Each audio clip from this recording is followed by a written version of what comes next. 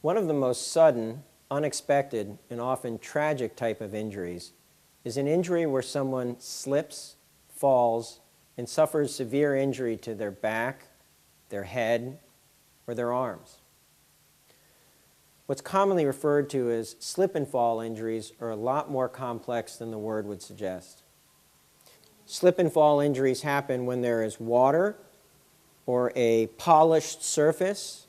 or a food item in a supermarket or some other object that is on the ground which has reduced that coefficient of friction and causes people, when they step, as they normally do, to lose traction or to hydroplane and to fall and be injured. Our firm recently handled a case involving a man who was going to service a computer in a restaurant. As he walked through the kitchen to go to the area where the computer in the office of the manager was kept, he slipped on a floor that was wet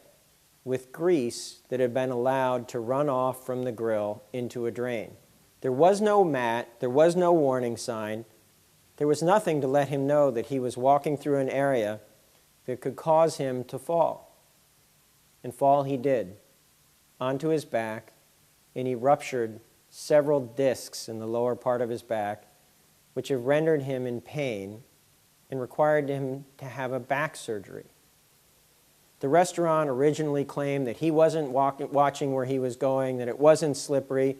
and we brought in experts who used tools to measure the coefficient of friction or the slipperiness of that floor. As a result, we at the Dolan Law Firm were able to recover $1.5 million to help that man with his back surgery and to compensate him for the future pain that he would suffer.